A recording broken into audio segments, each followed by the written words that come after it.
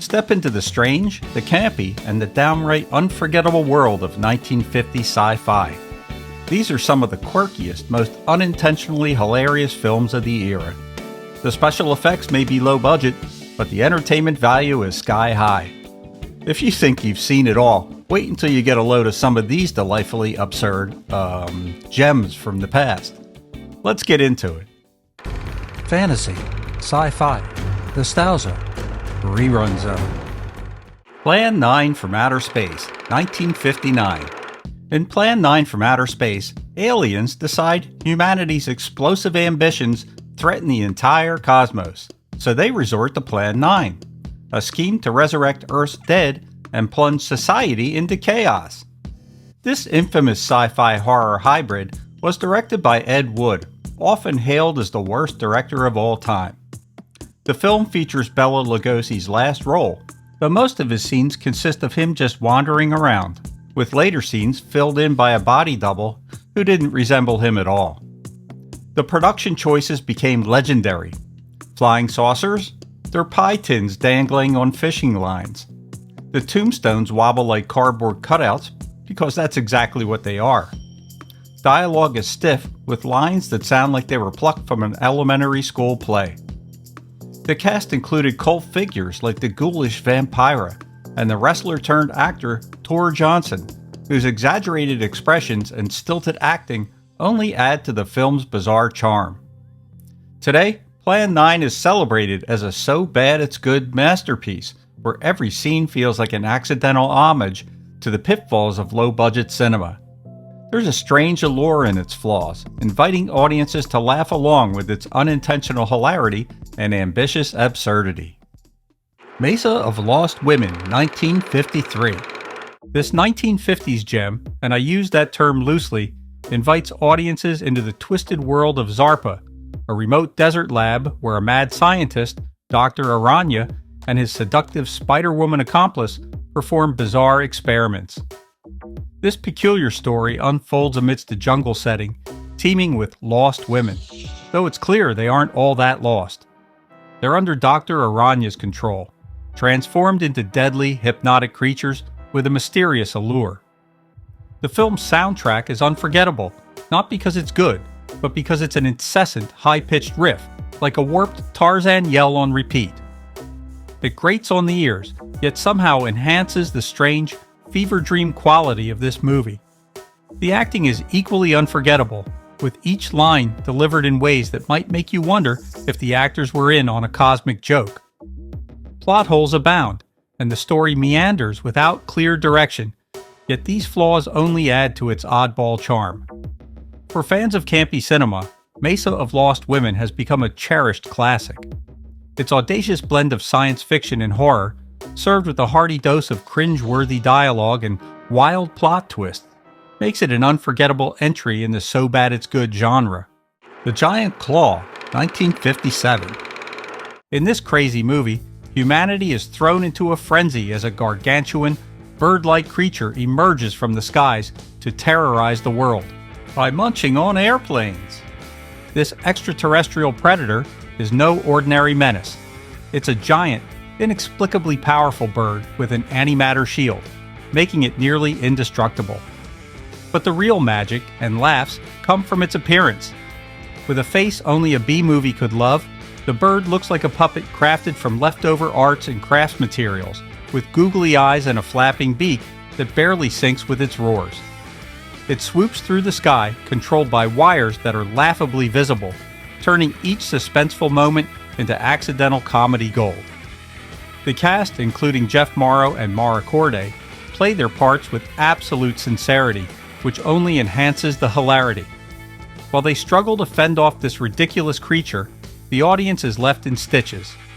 Every scene drips with an earnest seriousness that clashes perfectly with the absurdity on screen. Over the years, The Giant Claw has clawed its way into cult classic territory, celebrated not for its intended thrills, but for its glorious failure to be anything but riotously entertaining in its so-bad-it's-good splendor. Before I get to the next movie, if you like classic TV, movies, and nostalgia, you're going to love it here at Rerun Zone, so take a minute to hit that subscribe button below. And while you're at it, consider becoming a channel member for as little as 99 cents. It really helps out the channel. Now back to our show. Fire Maidens from Outer Space, 1956. This flick serves up a unique blend of space adventure and ancient mythology, though probably not in the way that its creators intended. The story follows a group of astronauts who crash land on a distant planet inhabited solely by beautiful women who have never laid eyes on a man. These so-called fire maidens wear flowing togas and drift through scenes with choreographed slow-motion dances that stretch on endlessly, set to a soundtrack as monotonous as the dialogue itself. Each scene unfolds with a pacing that feels almost leisurely, leaving viewers wondering if they're watching a sci-fi adventure or a strangely subdued toga party. The plot aims for an air of wonder and seduction, but it's all so tame that it hardly registers beyond its campy charm. There are no real fire antics here, just awkward exchanges and stiff dance numbers. Over time, Fire Maidens has become a cult classic of sorts for its earnest attempt to be both alluring and adventurous, failing spectacularly on both counts. Yet, its gentle missteps have made it an iconic example of mid-century, low-budget sci-fi, cherished by fans who find joy in its unintended comedy and old-fashioned sincerity. Bride of the Monster, 1955. Ed Wood's knack for the wonderfully bizarre reaches new heights in this movie as he introduces audiences to Dr. Eric Vornoff, a mad scientist with plans to create a race of superhumans. His methods are, of course, anything but conventional. Electrocution and a menacing swamp creature, referred to ominously as the Monster, are part of his experimental toolkit. Dr. Vornoff, played by Bela Lugosi, brings a haunting seriousness to even the silliest scenes. He's dead serious about his vision, no matter how outlandish it may seem. From stilted, laughably wooden dialogue to sets that seem held together by willpower alone, Bride of the Monster is classic Wood. One of the most memorable and unintentionally funny elements is the monster itself, an octopus depicted mainly through stock footage.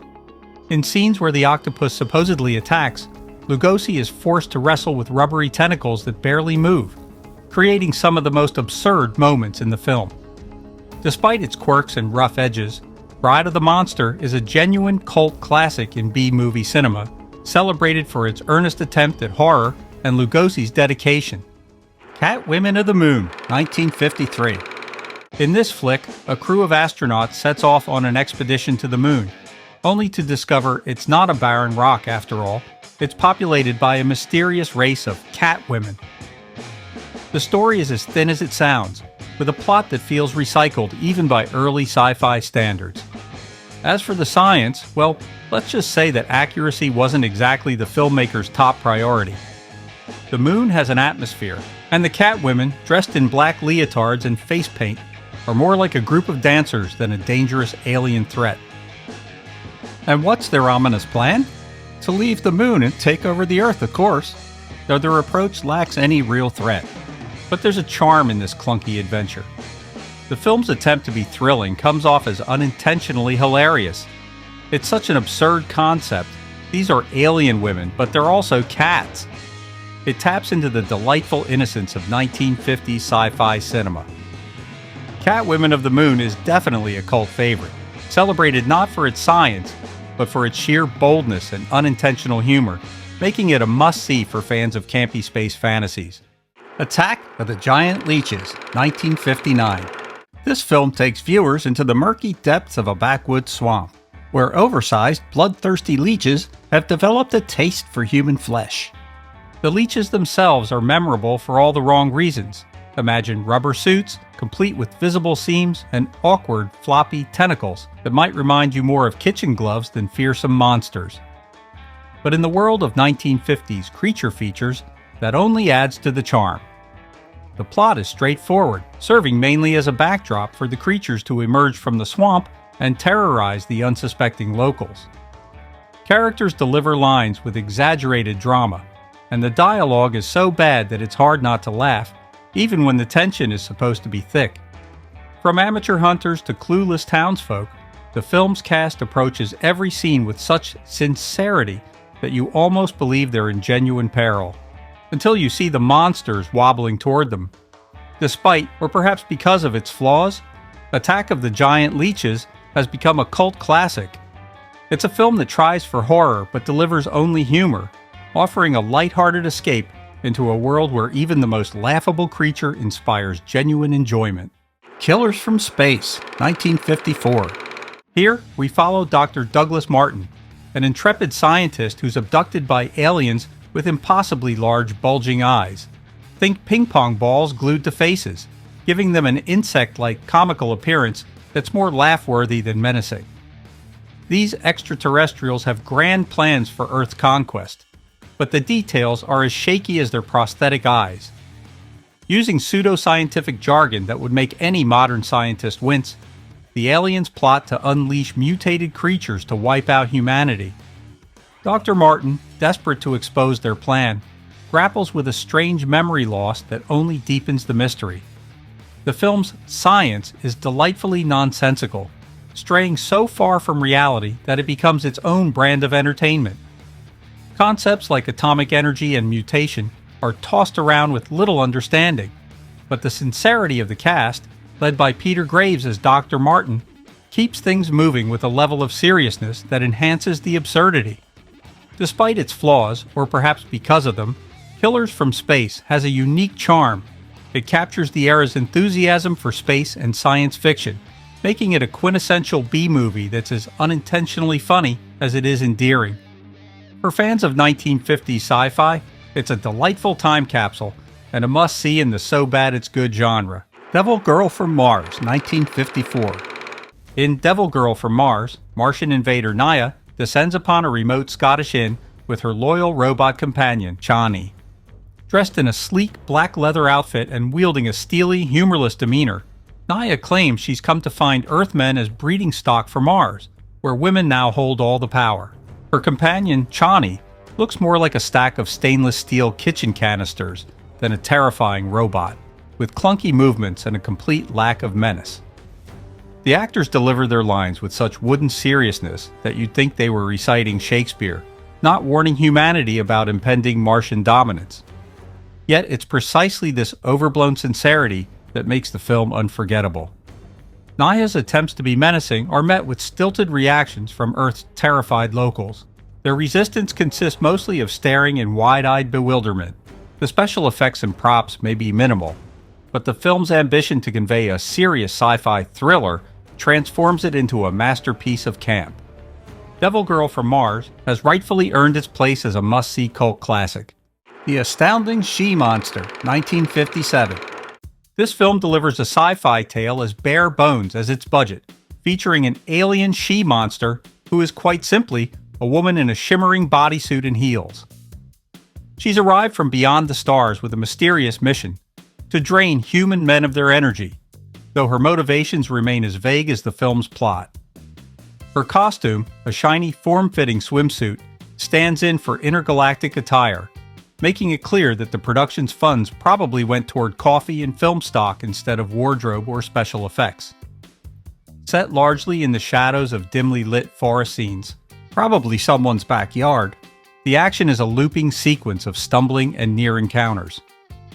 The she-monster glides unsteadily through the underbrush, her movements as slow as the plot itself, while the terrified humans run in repetitive circles, caught in an endless game of hide-and-seek. Dialogue is sparse, and the characters react with such exaggerated horror that the effect is unintentionally comedic. Despite, or perhaps because of, its limitations, the Astounding She-Monster has found a place in cult cinema history. Its low-effort costumes, minimal effects, and earnest attempt at horror create an accidental comedy that fans of B-movies can't help but love. The Brain from Planet Arouse, 1957. In The Brain from Planet Arouse, an extraterrestrial brain named Gore arrives on Earth with dreams of conquest, possessing scientist Steve March to use his body as a vessel for destruction. This evil brain, which looks suspiciously like a papier-mâché craft project, with veins and eyes painted on, floats through scenes, commanding with telepathic powers and grand plans to incinerate Earth's cities.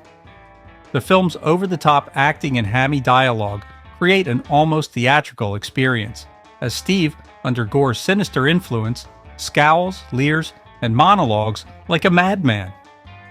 The scenes play out with such camp that every line feels like a wink at the audience, despite the story's desperate attempt to be taken seriously. The evil brain's plot is laughably implausible, veering between menacing threats and melodramatic rants, making the entire premise feel like an unintentional spoof. Through its blend of absurdity and earnestness, the brain from Planet Arouse has earned cult status. Fans of B-movie science fiction celebrate its unintentionally hilarious dialogue, outrageous premise, and the bizarre charm that comes with its amateur effects, making it a cherished example of so bad it's good cinema. Attack of the Crab Monsters, 1957. Attack of the Crab Monsters serves up a creature feature with a twist. Giant, mind-controlling crabs that can mimic the voices of their human victims. A team of scientists stranded on a remote island soon realizes that the crabs aren't just growing bigger, they're absorbing the personalities and memories of those they devour. This bizarre setup leads to eerie scenes where scientists hear the disembodied voices of their lost companions, only to find they're coming from monstrous crabs lurking in the shadows. The effects are low budget, with the crabs looking more like repurposed kitchen appliances than fearsome predators.